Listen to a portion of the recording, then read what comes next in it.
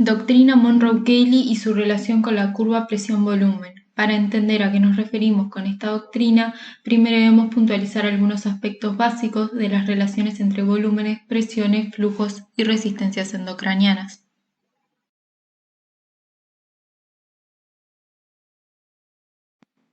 Empezaremos definiendo que el volumen intracraniano se divide en tres compartimentos, los cuales son el volumen sanguíneo cerebral, el líquido cefalorraquídeo y el parénquima cerebral, siendo este último fijo y representando el 80% del volumen intracraniano. En cambio, el volumen sanguíneo cerebral y el líquido cefalorraquídeo presentan variabilidad. La doctrina Monroe-Cayley establece que al ser el cráneo una cavidad inextensible, el volumen del contenido intracraneal es constante.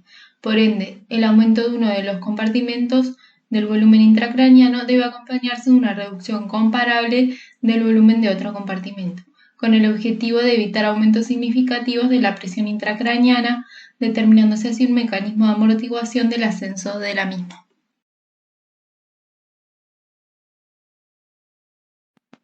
Representando esta idea en una gráfica, obtenemos una curva presión-volumen intracraniano, donde a medida que aumenta el volumen, la complacencia del sistema se va modificando.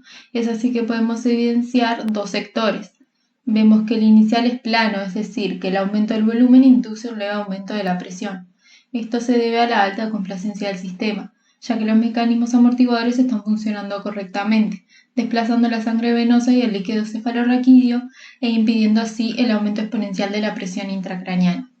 En el segundo sector, vemos que el aumento del volumen genera mayores aumentos de la presión intracraniana, debido a una baja complacencia del sistema.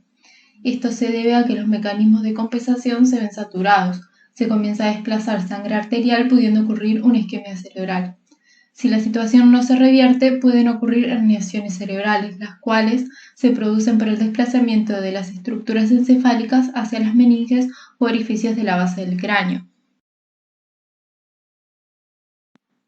Teniendo presente que el volumen sanguíneo cerebral es un determinante principal de la presión intracraniana, detallaremos qué factores nos pueden determinar un aumento del mismo, destacando la presión de perfusión cerebral, que es la fuerza que impulsa el movimiento de sangre a través de la circulación cerebral.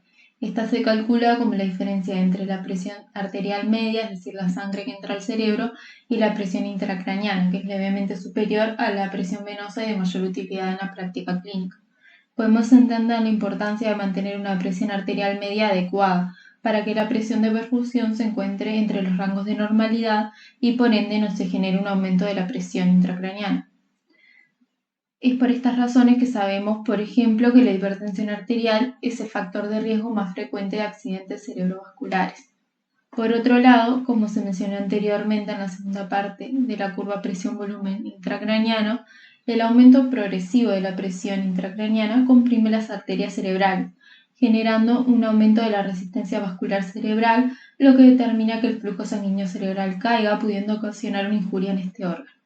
Esto vuelve a destacar la importancia de los sistemas de autorregulación, los cuales detallará el próximo subgrupo.